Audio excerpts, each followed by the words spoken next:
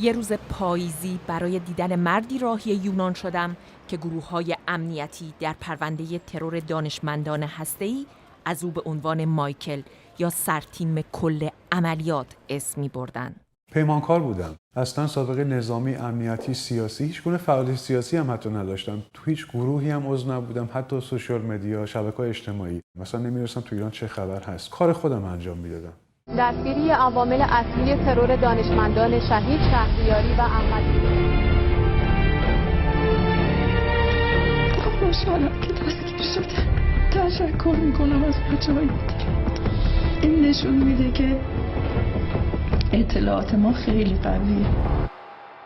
نادر نوری کهن، پیمانکار پروژه‌های عمرانی در اقلیم کردستان. ازش در مورد اصل ماجرا پرسیدم که چطور اتفاق افتاد و به چرا. خاطر فعالیتام توی عراق، من فعالیت سالمی داشتم. من پیمانکار بودم، کار میکردم اونجا. اومدم برای ایران برای بازدید خانواده‌ام. اونجا با من تماس گرفتن که بیا ساختمانی توی خیابان ویلای تهران، اداره امور اتباع بیگانه. من اونجا مراجعه کردم. خب متوجه شدم که اونجا دقیقاً اداره امور اتباع بیگانه نیست. کسی توش نیست. و یه مکانی برای مصاحبه است گویا. که آقایون از وزارت اطلاعات اومدن خودشون معرفی کردن. سوال جواب زیادی شد که شما اونجا چیکار میکنید تو کردستان عراق.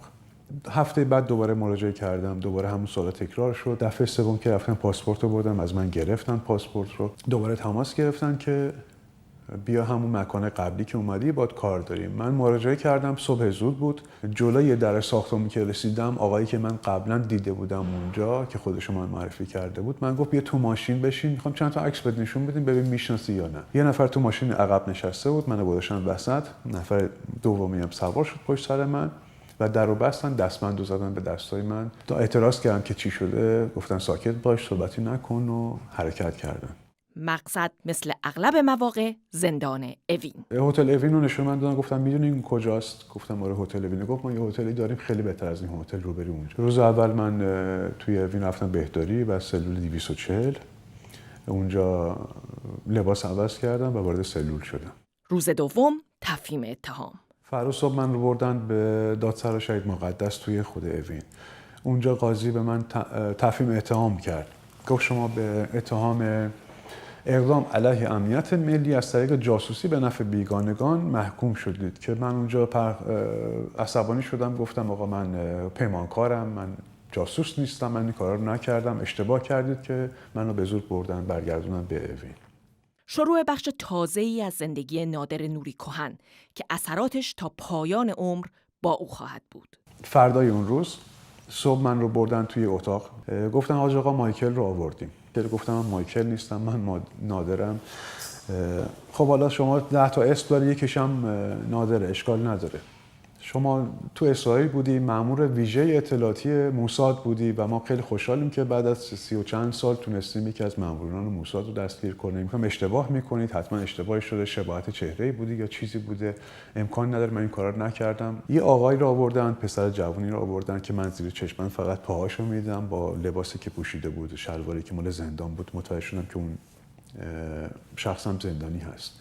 به محضی که وارد شد شروع کرد آره این خود مایکل، این تو اسرائیل بوده به ما آموزش نظامی میداده، تو عراق بوده تو پادگان به ما آموزش میداده، این افسر ویژه اطلاعاتی خیلی مقامش بالاست، ولی چیزا رو تکرار میکرد پشت سر هم. من اعتراض کردم که نه داره دروغ میگه. گفت میخوای یکی دیگه رو بیاریم؟ گفتم بیاد. یه خانومی رو آوردن که بعدها من متوجه شدم آقا بهزاد عبدلی و خانم زرگر بودن از روی صداهایی که شنیده بودم. اون خانم اومد عیناً همون حرفا رو تکرار کرد. من احساس می‌کردم این از روی کاغذی دارن تکرار میکنن یا یه نوشته‌ای بوده که قبلا بهشون دادن، چون جملات یکی بود. من عصبانی شدم، گفتم من برای مملکت خیلی زحمت کشیدم، من خیلی کار کردم، من پیمانکارم. یه نفر از پشت پیراهن منو گرفت و بلند کرد، گفت حاج آقا این خیلی برای ما زحمت کشیده، بریم از خجالتش در بیاییم.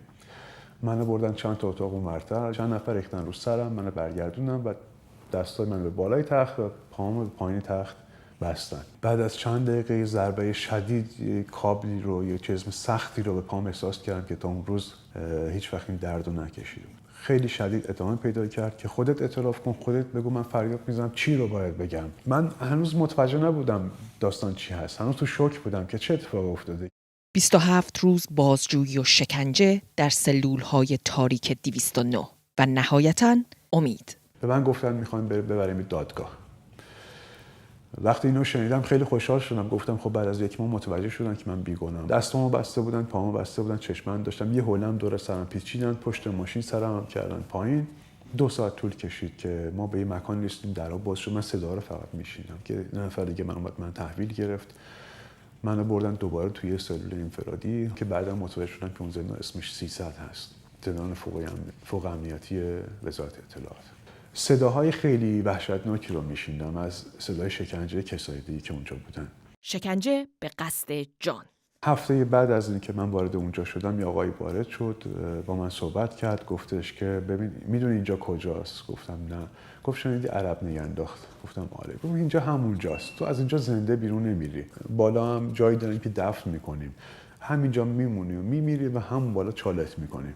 منو بردن تو یک سالن همون زیر زمین، یک اتاقک زیادی داشت. گفتن که ببین 10 تا اتاق هست، از اتاق 1 شروع میکنیم، به ترتیب میریم جلو. خیلی تا 3 نرسیدن، تو اتاق 3 مردن، بعضی تا 4 رسیدن. تو دیگه خیلی زرنگی میشه، تا 5 بیشتر نمیری جلو، یا میمیری یا حرف میزنی. اعتراف، اما دقیقاً به چی و چرا؟ بگو که افسر موساد بودی، بگو که تروریست بودی. 3 ماه تقریبا میشه گفت توی همون زندان 300 من حقیقت رو میگفتم و مقاومت میکردم. سر حرف خودم مونده بودم که من بیگناهم. تو این مدت خیلی شکنجه شدم، انواع اقسام شکنجه ها رو. من واقعی که وارد زندان شدم 120 کیلو وزن داشتم. وزن من به 65 کیلو رسید و 120 کیلو. خودم احساس میکردم که دیگه اون توان قلبی رو ندارم و دارم از بین میرم. نادر از مردی برام گفت که از لحظه اول بازداشت با او بود و در یکی از این شبها به سراغش اومد تا بگه لحظه آخر فرا رسیده. آقایی که من از قبل میشناختم که تو اون ساختمون اداره امور اطباء بیگانه با من بود، تا آخر بارهایشون رو دیدن. اومد یک برگه رو آورد به من نشون داد، گفتش که این حکم اعدامته، امشب یا حرف میزنی یا ما میکشیمت. منو بردن تو اون زیر زمین، بستن به تخت، گفتش که شروع میکنم 100 ضربه به تو میزنم. تو این فاصله ساعتام هر چی بگی اصلا قبول نیست. 10 ثانیه فرصت بهت میدم، اگر تو این 10 ثانیه گفتی که استاپ میکنم، نگفتی 10 ثانیه بعد دوباره 100 تا دیگر شروع میکنیم. این 100 تا 2 نفر میزدن، یعنی میشه گفت 200 تا. دیگه آخرین لحظات زندگیم بود. این رو من 4 بار شمردم که 4 سری 200 تایی به اصطلاح به من زدن، از پایین پام شروع کردن تا بالا. یه لحظه احساس کردم که دیگه تمومه، دیگه بدنم جواب نمیده. با کابل به جونت میافتن تا با زبون خودت به کار نکرده اعتراف کنی. گفتم اوکی، چی میخوای؟ گفت فقط بگو اسرائیل رفتی ولت کنم. گفتم بگم اسرائیل رفتم به تمومه؟ گفت آره. گفتم اوکی بازم کنید تا بگم. گفت نه همینجوری بگو. گفتم میبینی که وضعیتم چجوریه، من بگم دوباره شما شروع میکنی. گفت نه بگو. منو باز کردن، گفتم باشه اسرائیل رفتم. گفت حالا بگو چجوری رفتی اسرائیل. گفتم حاجی وضعیت من داره میبینی، تمام بدنم خونه، نمیتونم مثلا بشینم یه حرف بزنم با این وضعیت، چجوری میتونم تعریف کنم. گفت که برو فردا میام سراغت. منو بردن سلول، دوباره کشیدن بردن، چون مثلا نمیتونستم مدت‌ها نمیتونستم راه برم، من فقط میکشیدن رو زمین میبردن. بردن تو سلول انداختن. همون بهدار اومد، بازجو بهش گفتش که اینو بسازش، فردا لازمش داریم. صبح زود بود، منو دوباره بیدار کردن. یه آقای اومد گفتش که خب چون تو دیگه اعتراف کردی و به قول معروف شکستی و بریدی، از امروز دیگه وضعیت تغییر میکنه. یه کاغذ گوش جلوم، گفتش خب حالا شروع کن بنوشتن. دوباره خودم فکر کردم خدا دارم چی کار میکنم، من دارم به چیزی میخوام اعتراف کنم که این کارو نکردم. دوباره نوشتم من بیگناهم، همون چیزایی که حقیقتایی که بود دوباره نوشتم. 2 برکه نوشته بودم، اون شخص اومد برگار خون نگاه کرد، گفت قبر خودتو کندی. باز هم زیرزمین و شکنجه تا مرز مرگ و این بار اعتراف اجباری. گفتم اوکی هر چی میگید باشه، من قبول میکنم. میگفت فقط بگو که چجوری رفتی اسرائیل. من از دبی رفتم. خندیدن، گفتن دبی مگه میشه رفت اسرائیل؟ تو ذهنم دنبال راهایی میگشتم که برسم به اسرائیل، چجوری میشه رفت. ترکیه را اسم بردم، گفت داری نزدیک میشی. گفتم ترکیه رفتم، قبرس. خب اوکی، خب نزدیک شدی. قبرس. خب از اول میگفتی چرا اینقدر باید شکنجه بشی و فشار بهت بیاد که حرف بزنی؟ از قبرس چجوری رفتی؟ گفتم با کشتی اومدن دنبالم منو بردن. تا اینجا داستان حل شد. اعترافاتی که بر اساس اونها نادر از پیمانکاری ساده به مسئول میز سرویس امنیتی اسرائیل موساد مبدل شد. فردا یا اون روز یه میز گذاشتن دوباره تو اون سالن و یه نفر اومد، همین آقام دوباره اومد گفت تو از بخش تعزیرات اومدی بیرون، ولی حواست باشه اگه دوباره بخوای بگی من بیگناهم دوباره میدنت بخش تعزیرات، همون داستانا دوباره تکرار میشه، با این آقا همکاری کنی، آقا بازجوی شماست. دیگه قبول کردم باید این راه رو برم. راهی ندارم، اگه این حرف رو نزنم باید برم پایین. با توجه به شرایط جسمی دیگه نمیتونم تحمل کنم و میمیرم. بازجویی شروع شد اول از انفجار توی کارخونه مربوط به مسائل هسته‌ای توی اصفهان شروع کردن. از اونجا شروع کن به چجوری منفجر کردی. خب من مجبور بودم یه سناریو رو بنویسم. یعنی شب فکر می‌کردم که چجوری میشه این کارخونه رو منفجر کرد. سناریوی خیلی ضعیف رو تو ذهنم میساختم. صبح میومدم اون رو تعریف می‌کردم، میگفت نه این شکلی نیست. اینجا خب شما نمی‌تونید اینجوری وارد چی. اون اومده اینجوری، مثلا شما نمیتونستید کارت صادر کنی برید تو کارخونه، رفتی یکو دیدی، کیو دیدی؟ گفتم خب مثلا نگهبان رو دیدیم. آره خب نگهبان رو دیدی. نگهبان اسمش چی بود؟ نمیتونستم بگم. دوباره همونجا تو اون سالن ضرب و شتم میشدم، شکنجه میشدم. اینقدر میگفتم که به اون چیزی که میخواد میرسیدم. مثلا شهدای هسته‌ای، من واقعا اسم شهدای هسته‌ای رو نمیدونستم. اصلا میشونیم فقط میرسم چند نفر تو ایران ترور شد. بعد از اینکه خیلی شکنجه شدم اونجا، یه نفر دیگه اومد خب بگو شهریاری، بگو عباسی، بنویس اینا رو دست سر بردارن دیگه. من تازه اونجا فهمیدم این اسامی شهدای هسته‌ای چی هست. نقش اول در پرونده ای مخوف. متاسفانه نقشی که برای من تعریف شده بود تو این داستان نوک هرم این سناریو بود. به عنوان یه افسر ویژه اطلاعاتی موساد که طراح میز ایران تو موساده. من میگم تو طراح این عملیاتایی، تو رفتی تو اسرائیل رو طراحی کردی، اومدی تو ایران مثلا دادی به مازیار، تیم مازیار اجرا کن. خیلیش خودت بودی، خیلیش نبودی، خودت بعضیش ناظر بودی، خب همش هم خودت طراحی کردی. دیتیل اینا رو من باید میدونستم. راحت هم نبود شما یه عملی، من که تروریست نبودم که بدونم یه کار تروریستی چون انجام میشه. بالاخره اما اعترافات به پایان میرسه و اعضای پرونده به زندان اوین برمیگردن. وقتی وارد 240 شدم، چشمند منو با کردن و چسبو باز کردن، من خیلی خوشحال شدم که وارد 240 اولین بار که وارد 240 شدم خوشحال شدم. اون روز بود که به جای بدتری منتقل نشدم. باز 240 خیلی زندان اوین خیلی وضعیتش بهتر از اون زندان فوق امنیتی بود. مرحله بعد فیلم برداری اجباری و ساخت مستند.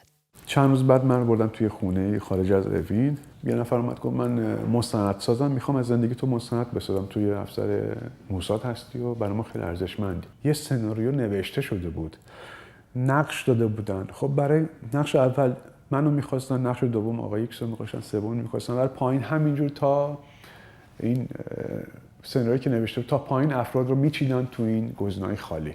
جلسه دوم این فیلم برداری من خب بازجوها میمدن اونجا، بازجوی افراد دیگه هم اونجا بودن. یه روز بازجو من گفتن که بازجو خودم گفت چشمندتو بردار. گفتم چرا؟ گفت تو دیگه اعدامی هستی، چون اینجا زنده بیرون نمیری، بردار ما رو ببین. از اون لحظه تا آخرین روز من دیگه چشمند نداشتم. اولین دیدار با قاضی پرونده، شعبه 15، قاضی صلواتی. وارد اتاق که شدیم، آقای صلواتی گفتش که سلام مایکل. یه برگه رو از دور به من نشون داد. من نشسته بودم از فاصله 1 و 2 متری. برگه رو آورد بالا، گفت این حکم اعدام توست و منو برگردوندن دوباره به اوین که فردای اون روز من رفتم شعبه 15. منتظر بودم که برم وارد سالن اصلی بشم برای دادگاه.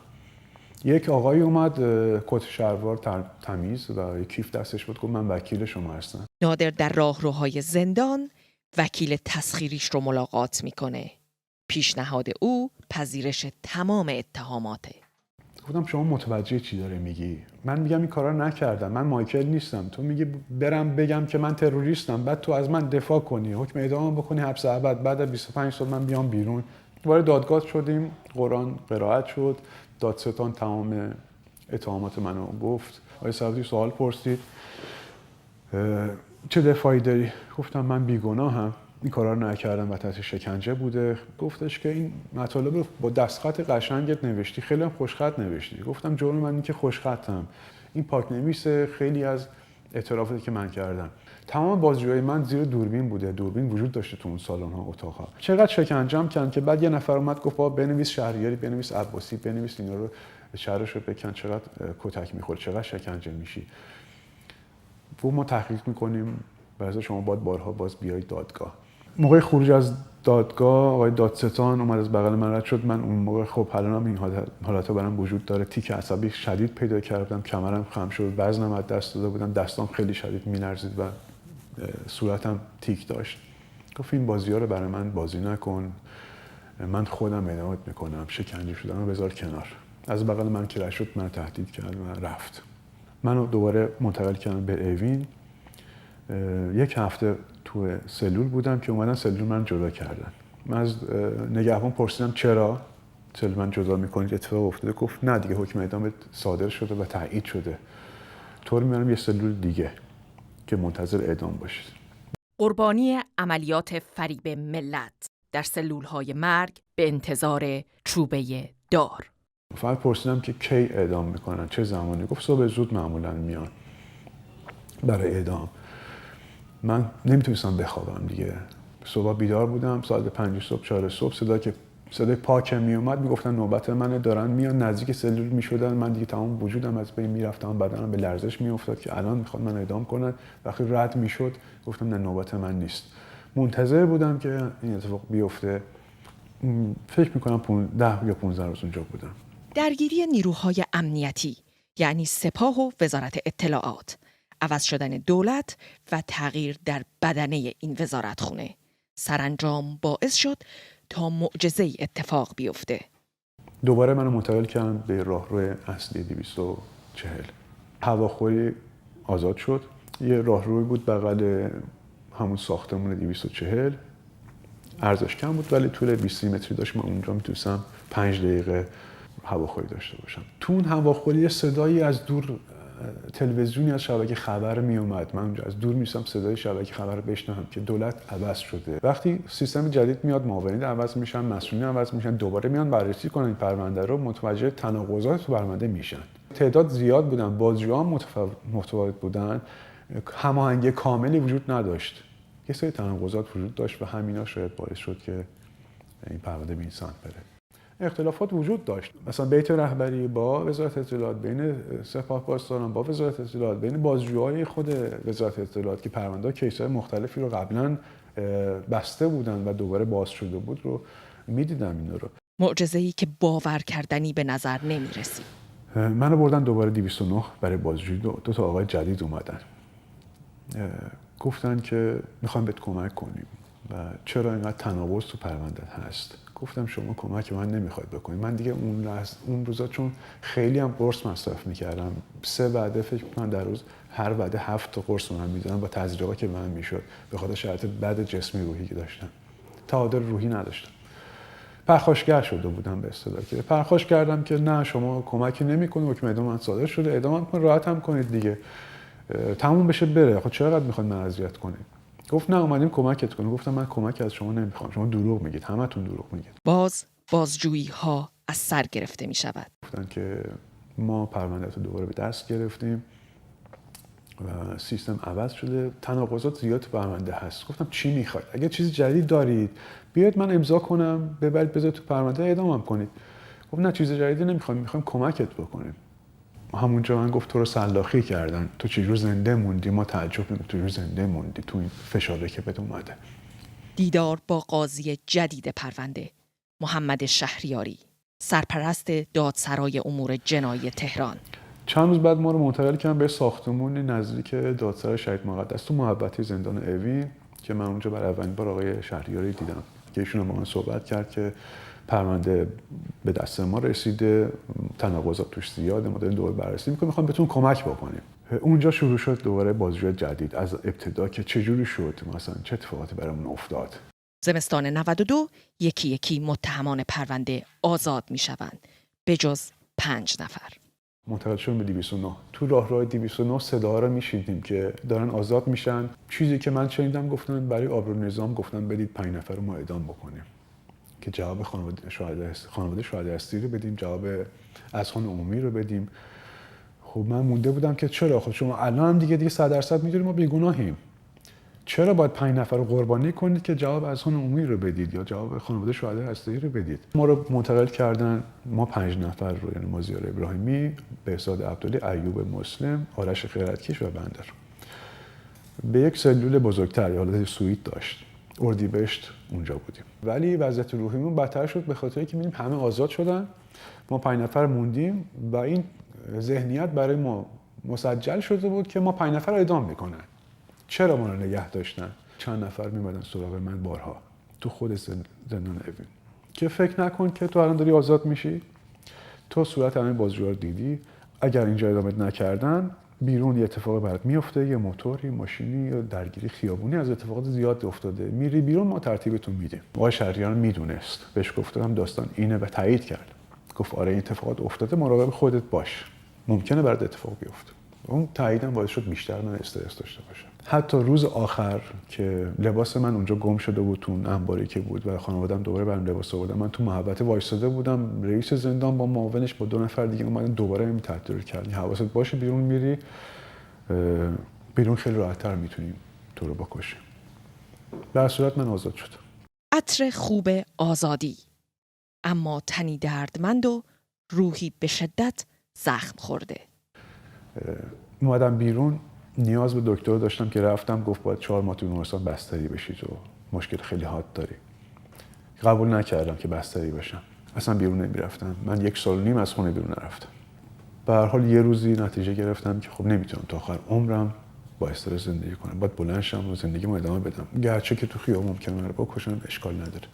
تقاضای مکرر نادر برای داشتن پاسپورت و خروج از کشور منوط شد به پذیرفتن غرامت. من فقط پاسپورتم می‌خواستم، نمیدادن.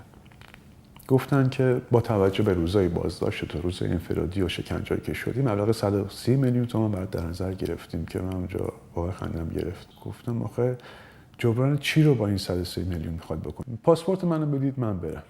گفت آره تو اینو قبول کن، ما پاسپورتم هم سعی می‌کنیم آزاد کنیم. من خودم شخصا به خاطر که پاسپورتم بگیرم از ایران بتونم برم بیرون قبول کردم. برگار رو امضا کردم و اون پول به من داده شد و بعد از فکر کنم 1 ماه پاسپورت ممنوع خروجی مرده شد. تونستم پاسپورت بگیرم و بلافاصله از ایران خارج شدم.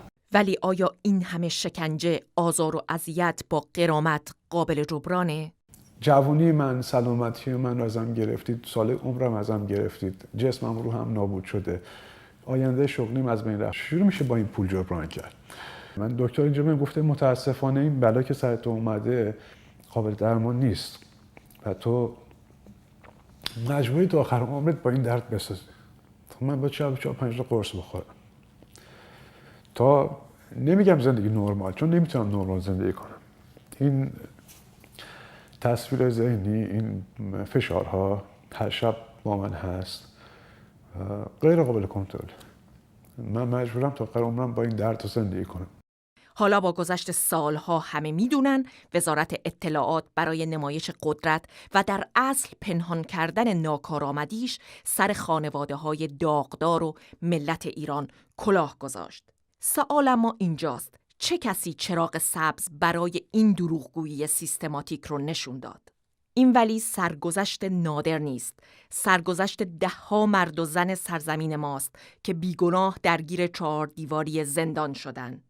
اما با تمام شکنجه هایی که بر اونها رفت هنوز هم مهربانانه به دنیا نگاه میکنند. ماها جنسمون فرق میکنه، مثل اونا نیستیم، ما تروریست نیستیم. میخوام به بازجون بگم پیش وجدان خودت قضاوت کنی که چه بلای سر من اون آوردی تو اون روزا. فکر نمی‌کرد من یه روز زنده بمونه و الان دارم اینجا با شما صحبت میکنم. مدیا مصور، اتاق خبر.